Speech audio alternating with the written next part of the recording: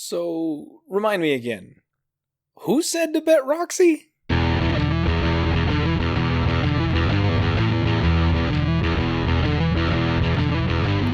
Woo! Ladies and gentlemen, welcome back to the Die Hard MMA podcast. I'm your host, as always, Clint McLean. This week, we are headed to beautiful Sunrise, Florida for UFC Jacare versus Hermanson.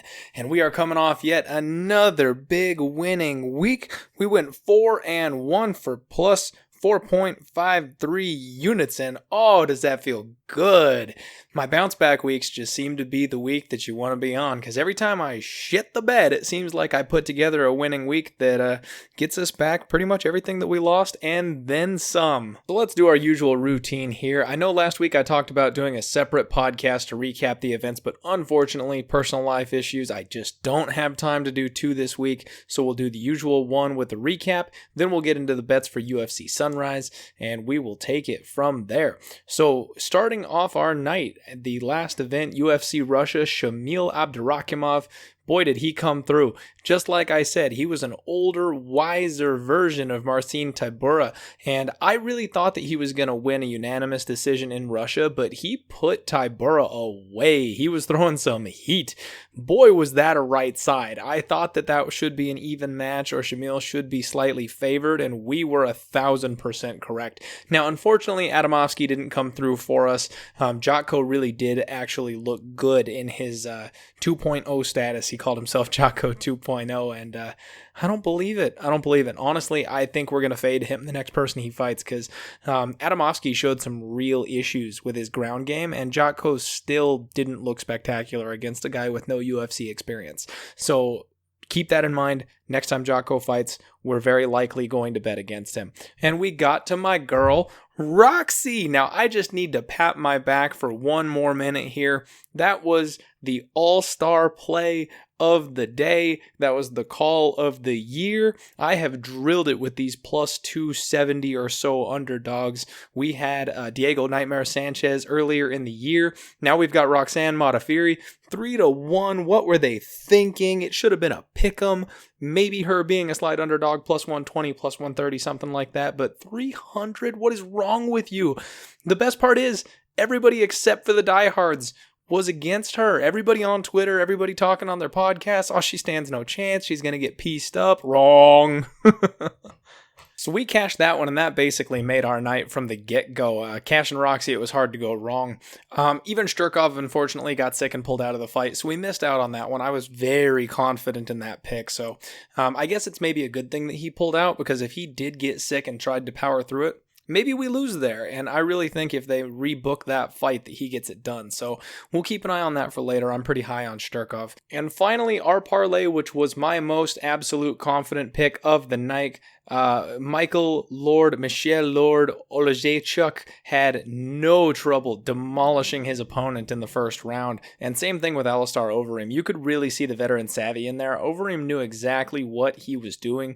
He was really letting his opponent wear himself out. He was covering up, rolling with the punches, making sure to protect his chin so he didn't get one of those big shots landed on him. And every time he tried to lock up that Ezekiel choke standing, Overeem knew exactly what to do to get out of it. So he really showed, honestly, the two of them, that parlay was free money. Like they both did exactly what I thought they were going to, and they both got it done in the first round. We cashed a plus 114 on it. Gorgeous. That brings the 2019 record to 49.32 for plus 37.44 units. Can you believe it? We are only at the end of April, and we are already up almost 40 units on the podcast. What's up? Now would be a good time for me to mention that tips are always appreciated. You can send those to @maximusin3d@gmail.com on PayPal. Tips are never expected, but always appreciated, and they help me keep the show rolling. First and foremost, I want to give everybody a little bit of a disclaimer. I may have lost my mind this week. Usually when you have a good week, you want to kind of take a back seat, take it easy, make sure you don't blow all the profits from the week before, but this week, I'm letting it all ride, baby. So maybe drop your unit size just a tad if you're going to tail me, because this train has left the station. Starting our night off, we have Court McGee facing Diego Lima. This is an interesting fight because it might be a loser leaves town kind of match. Diego Lima is 3-2 in his last 5, and Court McGee is also 3-2 in his last 5. Both guys have run into a bit of a rough patch, and Diego Lima, this is his second stint in the UFC. He actually won the season of The Ultimate Fighter. I want to say it was 25, and he got submitted by Jesse Taylor in the final to lose. That was towards the middle of 2017. He fought Yushin Okami in April of 2018, and he actually lost a unanimous decision there. He's got a real problem with wrestling. That's really the Achilles heel of Diego Lima, is that he has a hard time keeping fights on the feet, and especially when he fights high-level hardcore wrestlers like Jesse Taylor, like Yushin Okami, he struggles and he can't stay on the feet where he can utilize his striking. He is very explosive and he's got knockout power in his hands. He's a good option for finishing the fight, which is actually why I like him here. Court McGee is a talented wrestler. However, he is not a chain wrestler like some of the previous guys that Diego has had a problem with. Right now, we're getting Diego at around plus 140. That's the line that I got him at, and it doesn't appear that there's been all that much movement here on this betting line. I think that the value is still on Diego at about plus 140. Court McGee is the rightful favorite for sure because he could grapple Diego Lima like everybody else has, but I don't know if he's got that anymore. Court McGee is not the high-level type of grappler that some of these other guys Diego Lima has fought. He does a lot of work on the feet. He's a pressure fighter, he's a volume puncher, and then he goes for the takedown at key points. However, he's not going to stay on top of Diego and grind him, and that's the key to this fight. I really think that Diego may give up a couple of takedowns, but I don't know that Court McGee can hold him there. Diego's explosive, Diego is strong, and all signs point to him working on his grappling. I don't know if Court McGee is going to be able to do what the previous opponents have been able to do. Yushin Okami is a shell of his former self, but he is still a phenomenal grappler, and he's a big, strong guy for the division. And that's all he did in that fight. He didn't do any damage. He just grappled. Kind of the same thing with Jesse Taylor. Now, Jesse Taylor's got a legitimate submission game, so he was able to choke Diego Lima out in the second round, but I don't know that Court McGee is going to be able to pull that off. If Court McGee can't keep Diego Lima down, this is going to be a striking battle. Both guys leave holes in their striking, and I think the one with the more power is going to win, and that's Diego Lima. I feel like Diego can catch Court, and even if he isn't able to put him out, he might be able to land enough significant shots that we will get the nod. We're going to roll with the first dog on the card, Diego Lima, plus 140. The second fight of the night is a fight that we're just going to briefly touch on because I want to caution everybody. We will not be betting on Angela Hill versus Jodie Esquibel. This line is ridiculous in my opinion. The last time Angela Hill came out, we bet on her, and she's a perennial bed shitter. There's nothing else I can really say about her. She's a talented lady, she's got some good skills, but she doesn't ever put it together in those high pressure situations. Jodie Esquibel is not the most talented fighter. In fact, she may not even be UFC caliber, and the height and reach advantage that Angela Hill will likely lead her to a decision victory.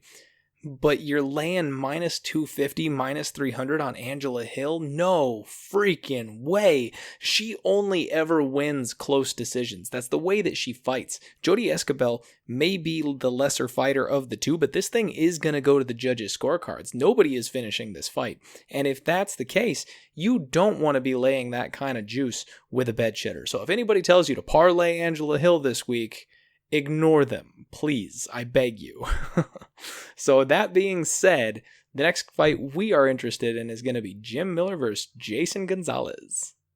Now, Jim Miller is one of the legends of the sport, especially at 155 pounds. He's 29-13-0. He's been around forever. He's 35 years old, and every time you count this guy out, he comes back firing hard. However, he is 1-5 in his last 6. But you got to remember the strength of schedule. He fought Dustin Poirier. He fought Anthony Pettis. He fought Charles Oliveira and Dan Hooker. I mean, this guy has been fighting the who's who of everybody. The one time they gave him an up-and-coming type of fighter, a cupcake, Alex White, he crushed him in the first round. That's what Jim Miller does. So at the very tip top of the division, he can't quite get there anymore, but he's still very relevant. Now, Jason Gonzalez is one of those young up-and-comers. Hard to say young, actually. I should pull that back. He's 29 years old, so he's not exactly young anymore, but he is in his fighting prime, whereas Jim Miller is just past his fighting prime. Now, I was watching Jason Gonzalez, and boy, can this guy throw a head kick. I expect him to end this fight by head kick. He's going to have the height and reach advantage. He's the more explosive of the two, and he's actually got a really good get-up game. Jim Miller's going to have the advantage on the ground, and he does well on the mat, but he is not a power wrestler that's going to be able to hold a guy like Jason Gonzalez down. So he's going to have to snatch a submission in a scramble, which he's very capable of doing as a high-level black belt, or he's going to have to try and win this thing on the feet, and I just don't see that happening. If Jason can angle out and hit him with some knees or some kicks as he's coming in for those takedowns, I think Jim Miller tastes the canvas. Now, Gonzalez's last couple fights that he lost, he's 2-1 in his last 3, but he finished one, and the other 2, he got finished himself. That doesn't sound something that I should be too confident about, but he got KO'd by Drew Dober, who is a phenomenal prospect, and then he got submitted by Gregor Gillespie after a back-and-forth battle. Gregor Gillespie dominated him on the ground, but Gregor Gillespie dominates everybody on the ground. There's no shame in that. The dude is a beast, an absolute monster. And honestly, if you throw Gregor Gillespie in there with Jim Miller, I think Gregor Gillespie murks him too. The dude's 13-0. He might be one of the next title contenders that we're talking about on the short list. So there's not a whole lot of shame in Jason Gonzalez's 2 UFC losses. And if you take those 2 off of his record, he's 11-2, and he just KOs everybody. He submits a lot of people. Let's be honest, he's not going to submit Jim Miller, but I think he's a very, very live dog in this spot. I don't understand the confidence on Jim Miller. I love the guy. I'm a huge fan of his. Maybe he'll prove me wrong here and he'll get a submission, but I really think Jason Gonzalez is just going to be that guy that's got too much in the tank for him. He's going to be too strong. He's going to be too fast. We're going to take Jason Gonzalez right now. You can get him at about plus 125 over at Pinnacle. Let's go ahead and lock that up.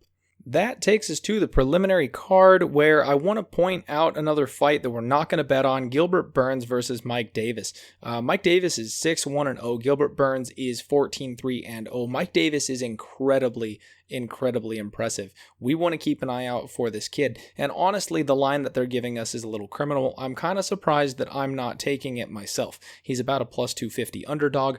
And the problem is, I think Gilbert Burns wins this fight. This is a big step up in competition for Mike Davis, but he actually fought Sadiq Youssef, who I'm also very high on the Contender Series. And that was a very, very back and forth kind of fight. So I don't think that this is going to be necessarily a blowout. Either one of these guys could get the finish, but I do lean Gilbert Burns, and that's why I kind of don't want to touch it. This is one where we're going to need to sit back, watch, and then log that information for later, because both of these guys are going to be guys we want to watch down the road. The next fight is Carla Esparza versus Vera Jandobira. I don't know how to say her name. She's 14-0. Carla Esparza is 13-6-0, and she is welcoming the newcomer Vienna. I don't think that's her name. Verna. She's welcoming Verna to the UFC. Now, Verna is a prospect at 14-0, but boy, are they giving her a tough test right out the gate. I know a lot of people that are heavy on Verna this week, and I'll be honest with you, I don't get it. Carla Esparza, she was the UFC's first strawweight champion. She's the one who lost it to Joanna, and she's been trying ever since to get herself back up there. She's an incredible wrestler, and her striking is slowly making its way to catch up. She's getting better and better and better with her striking as time progresses. She's 31 years old, so she's nowhere near shot or at the end of her career. She can keep improving and getting better and doing this for quite some time. Verna is 30 years old herself, so it's not like she's some young hot prospect like Paige Van Zandt where, one week maybe she shows up and head kick KOs somebody because she learned how to head kick. That's not going to be this lady. I'm all over Esparza here. I don't understand why everyone's so high on Verna. I watched the tape, and Verna's got a decent ground game, but if you're going ground game versus ground game, the strength of schedule is with Carla Esparza. She's beaten some of the top fighters in the world, and what it takes to beat her is incredible footwork like Joanna does have, or an incredible ground game like Claudia Gadelha and Tatiana Suarez.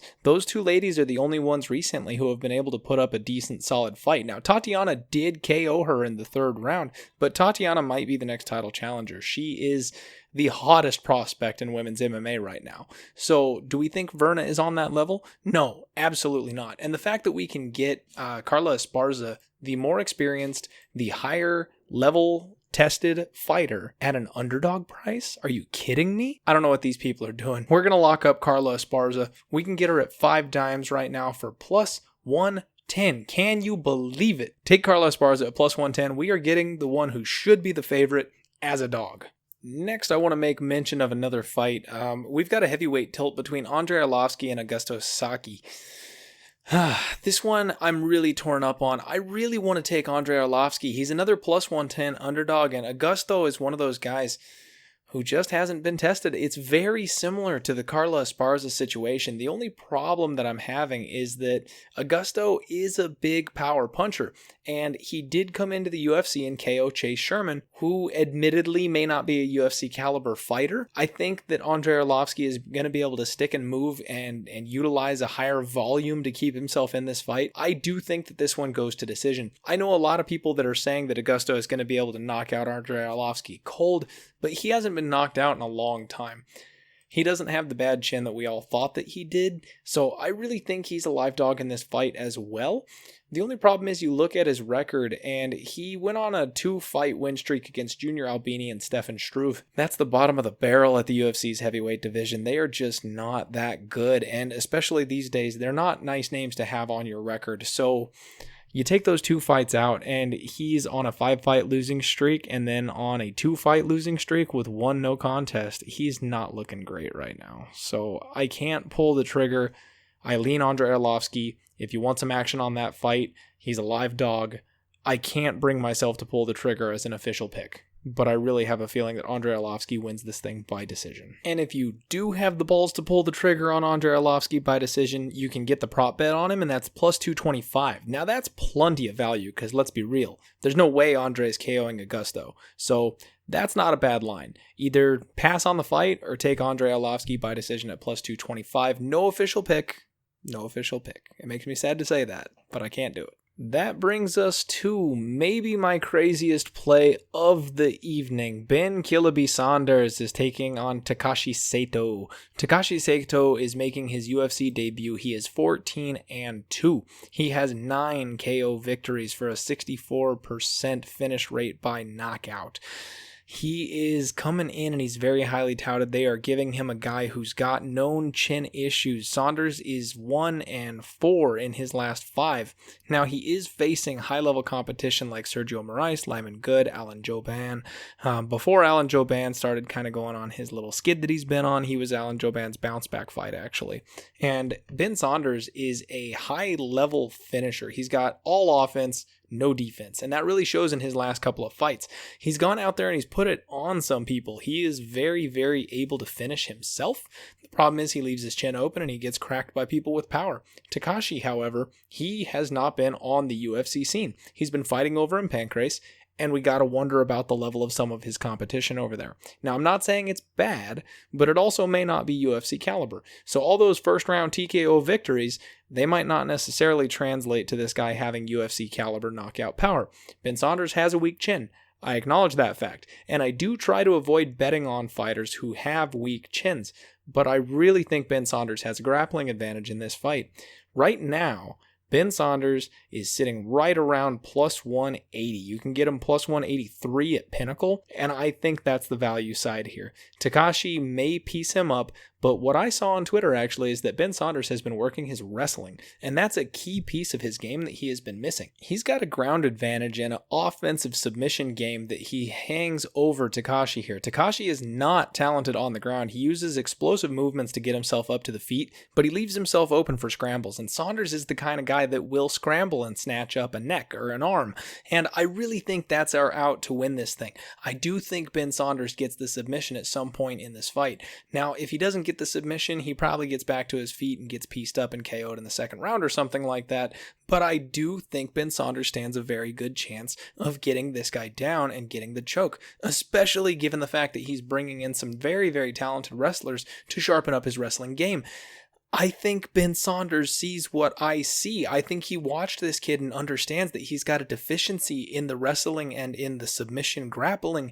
And if that's the case, for maybe the first time since I've seen him, if Ben Saunders understands that he has a questionable chin and they're bringing in a guy that's got a disadvantage like that in the grappling, and he's planning on taking advantage of that, then we need to get on that. That is a fight IQ type of situation. Ben Saunders has acknowledged, hey, I've got this weakness, and he's protecting it. He's acknowledged my opponent has this weakness. I'm going to exploit it. And we're getting value because everyone is going, oh, he's chinny, Takashi punches. So we're going to get Saunders at a much juicier line than we should be in this fight. This is a big step up in competition, and you all know I like that fading of the step up in competition. Let's roll with Ben Saunders at plus 183 and hope he comes through for us.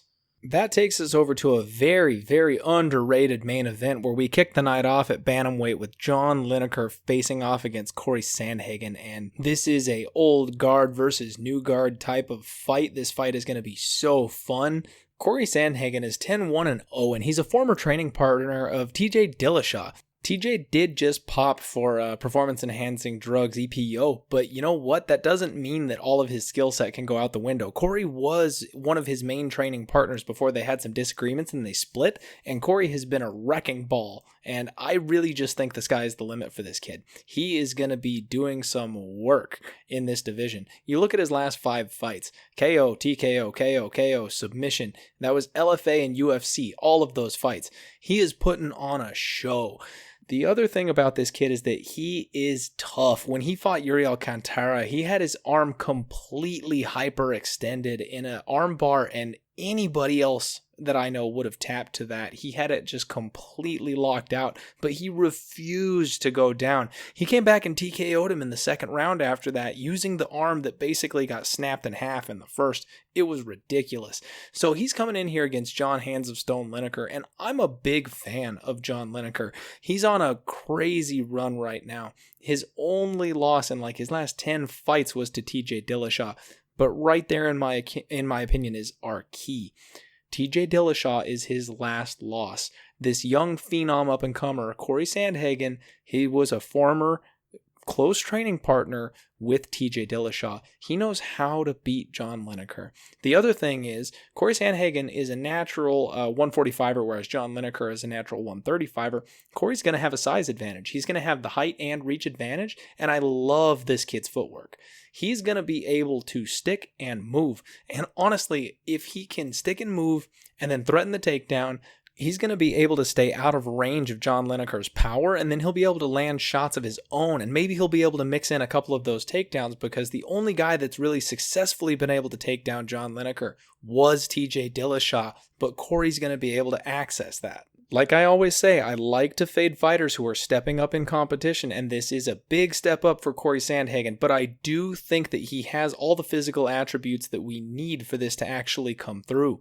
You can get him right now at plus 112 at Pinnacle, and that's what we're going to go ahead and lock up. We're going to roll the dice on this young up-and-comer, because I think that he can get this done here just by having volume and efficiency on the feet, and the fact that John Lineker is going to have a hard time finding his chin. If John Lineker does find his chin, this could be a very short night. Let me go ahead and just disclaim that right there. But I do think that Corey's going to be able to stay on the outside and avoid the power shots of Lineker and be able to win a decision on this thing. We're going to take him at plus 112.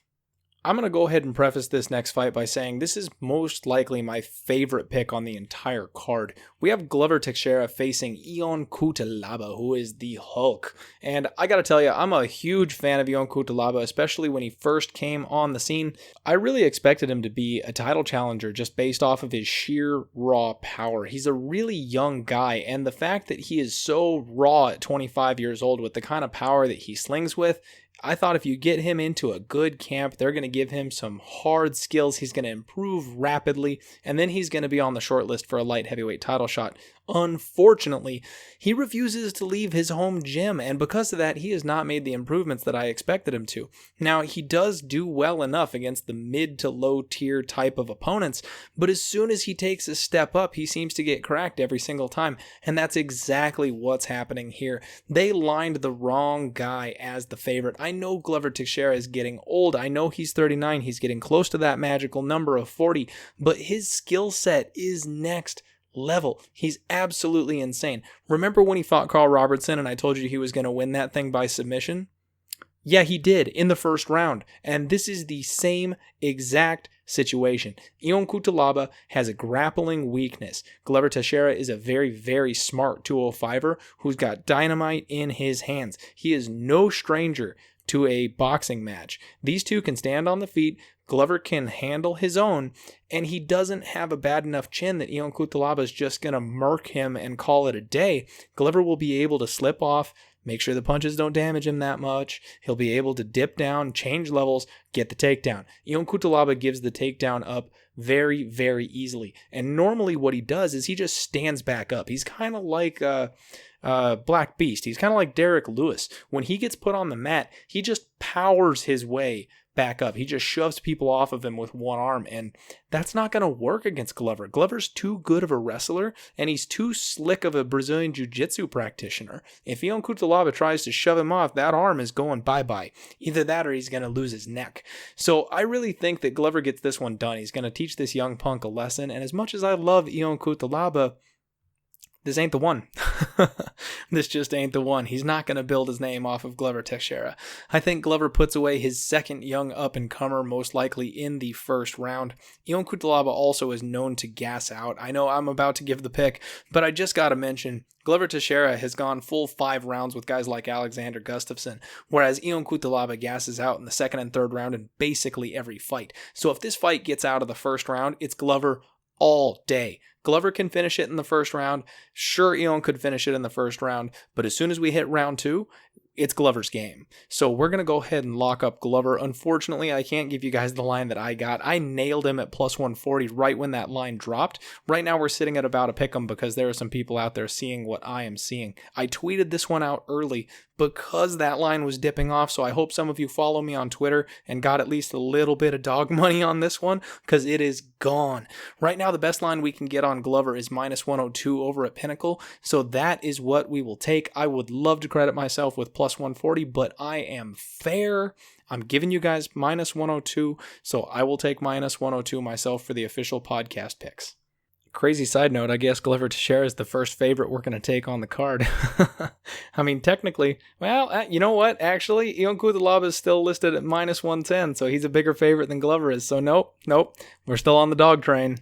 Next up, we've got Alex Cowboy Oliveira facing Mike Platinum Perry, and talk about a clashing of personalities. We've got the Brazilian Cowboy, who's all about getting down and dirty, coming in here with Mike Perry, who's basically one of the thuggest, gangsterest white people you're ever going to see. He's kind of cringy, though, and I love him. I'm sorry, I find him absolutely hilarious.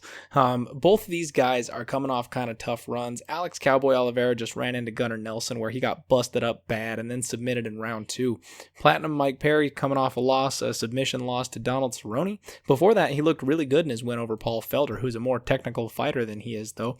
And he had the close decision loss against Max Griffin before that. So both of these guys kind of in a precarious spot. They both want to get back on the winning track. And actually, I think this is the end of Mike Perry's contract with the UFC. So he's actually planning on fighting this one out and betting on himself to put on a show here versus Cowboy Oliveira. And I love that. From a betting perspective, when you know a guy says, look, this is the end of my contract, I'm not re-upping with you, I'm going to go knock one more fool out so that you'll pay me more on my next contract, that means a lot to me. To me, that says that he is rolling the dice on himself. He is confident and he is in to win on this fight. He's not going to go out there and be stupid because he knows that he needs this one.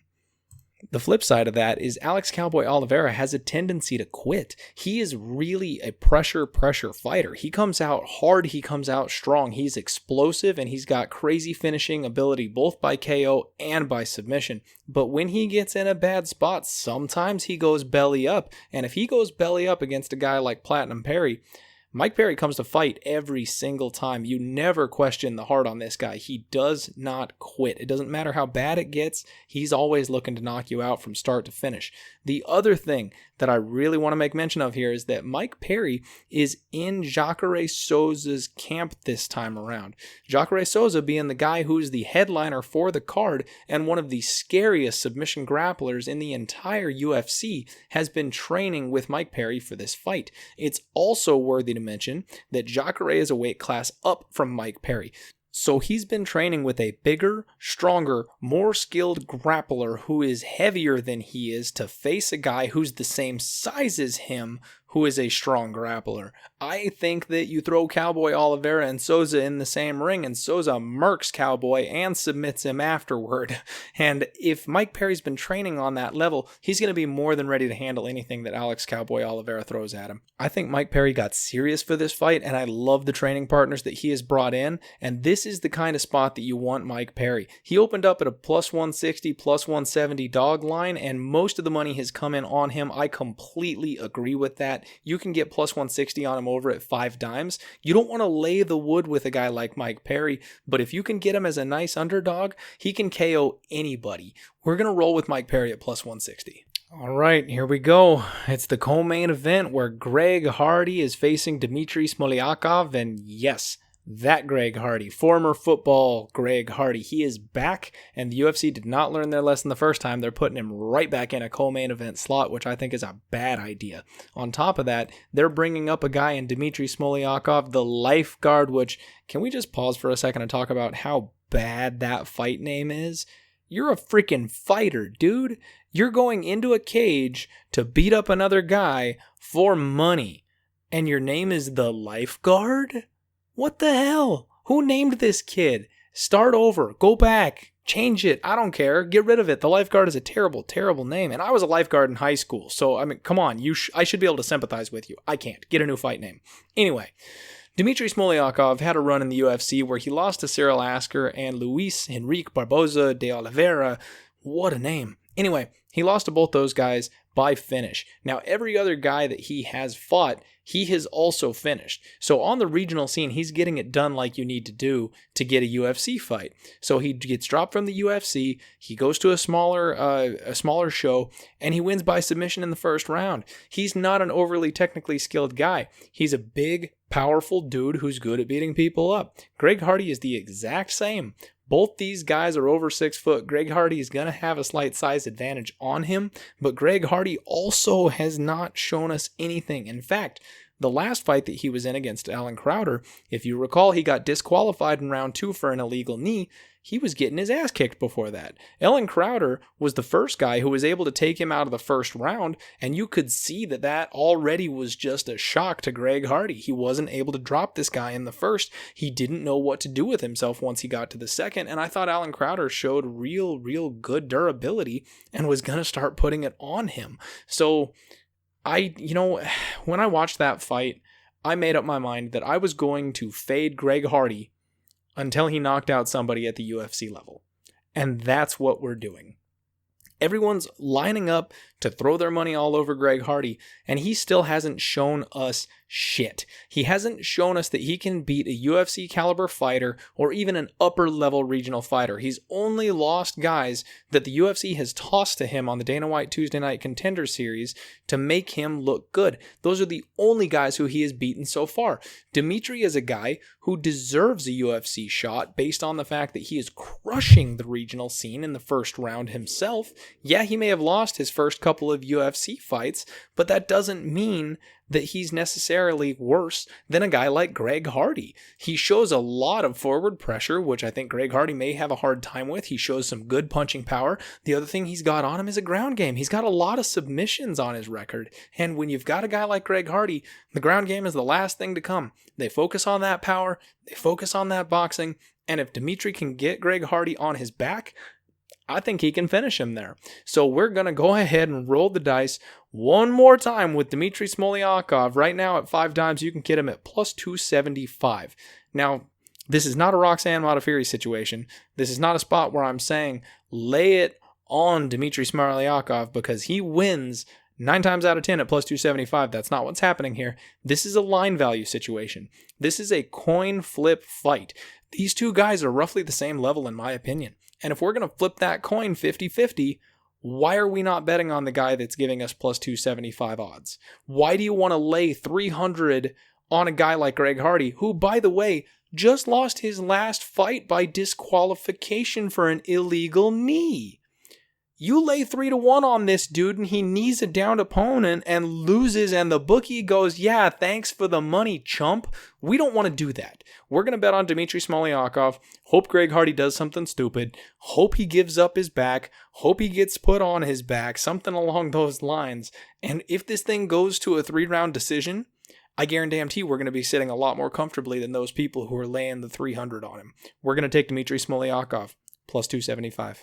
And now for the main event of the evening, a potential title challenge eliminator type of fight at 185. We've got Jack the Joker Hermansson facing Ronaldo Jacare Souza. Jack the Joker has been on a tear lately, and boy has he been looking good. We cashed out with him against David Branch in his last fight just back on March 30th of 2019, UFC on ESPN2. We cashed that one good. Dave Branch gave up just like I said he would. He pulled a full-on quit job and gave up that submission guillotine without even putting up a fight. Now, given all of that, I give props to Jack Hermansson. He does look like a beast. We bet on him for a reason. However, David Branch is not Jacare Souza. Jacare is not going to give up like David Branch did. Jacare is better on the ground than David Branch is. Jacare is younger than David Branch is. There are a lot of reasons where people are saying that these fights are super similar or that Jack should be able to roll in and basically do the same thing to Souza. I don't agree. I think that in this spot, Jacare's got an advantage on the feet. He's showed some real solid striking and knockout power in a couple of his recent victories, like the one over Derek Brunson, like his win over Chris Weidman. He is dangerous on the ground. I know he hasn't submitted anybody for a long time, but that's because everyone is well aware of just how damn good he is on the ground. And one of Jack Hermansson's strongest aspects to his game is his ground and pound. He threatens guys when he gets them on the ground. The one place in the world that you do not want to go with Jacare is the ground. He's not going to want to go down there. And if he does go down there, there is no guarantee he's going to end up on top. If Jacare is on top of Jack, Jack is in trouble. Jack needs to be on top of Jacare, and even then he's not safe. Now that being said, Jacare is very capable of keeping this fight standing. And if it stays standing, I think he KOs Hermansson. I don't see where Jack Hermansson has the advantage here, except for the ground and pound. Ground and pound is the one place that I think Jack Hermansson has the advantage over Jacare Souza, and that basically means Jacare's got to concede the takedown, which I don't know that he will because he might be the better wrestler of the two, or Jack's got to be able to clip him hard enough to be able to take him down after rocking him, and I don't know if he's going to be able to do that either. People are talking about how Jacare is unmotivated because he wanted to get that title shot and it just never happened. I think the exact opposite. Dana White had a statement. He just came out and said Jacare will kill him if he doesn't give him a title fight, which I think is true because Jacare is super deserving of a title shot. The only reason he didn't get the title shot is because back in May of 2018, he lost a razor-thin split decision to Kelvin Gastelum that very easily could have gone his way. So in my opinion, he doesn't lose any shine from that loss. It was a good fight, and he really could have been the one to win it. All these things considered, I just think that Jacare is the more well-rounded fighter, and we're going to hammer that age-old adage that I keep telling you guys. Fade the guys stepping up in competition. You want to say that Jack Hermansson fought this level of competition? You're wrong. Talis Ladies is not this level. Gerald Meerschaert is not this level. David Branch, while in his prime, may have been this level. The David Branch we saw just a couple weeks ago is not on this level. You know who is on this level? Cesar Ferreira. Cesar Ferreira submitted Jack Hermansson. You know who is on this level? Thiago Santos. Thiago Santos KO'd Jack Hermansson. Hermansson is a great prospect, and I think he might be a future title challenger. I don't think he's there yet. And every single time he's taken that step up in this division, he's gotten finished. I think Jacare gets this thing done. The one and only favorite for the entire card that we are going to bet on is Ronaldo Jacare Souza. We can get him right now at minus 192, and yes, we are laying the wood. So to recap, we've got Diego Lima kicking our night off at plus 140, Jason Gonzalez at plus 125, Carla Esparza at plus 110. We are gonna roll the big ball dice on Ben Saunders plus 185, Corey Sandhagen to take the win at plus 112, Glover Teixeira at minus 102. We are betting on Mike Platinum Perry at plus 160. We're going to roll the dice on Dimitri Smolyakov in a coin flip fight where we are getting plus 275. And then we are going to bet on Jacare Ronaldo Souza to go ahead and finally get his title shot at minus 192. Thank you all so much for tuning in. Lower your bet sizes just a little bit this week because we are steering straight into the variance with all of those underdog plays. Let's have another huge week. Sacrifice a goat, pray to the MMA gods. We're gonna need some assistance on this one. Love you all. Hit me up on Twitter at DieHardMMAPod as always. Thank you for the support. We making people money up in here. Let's roll!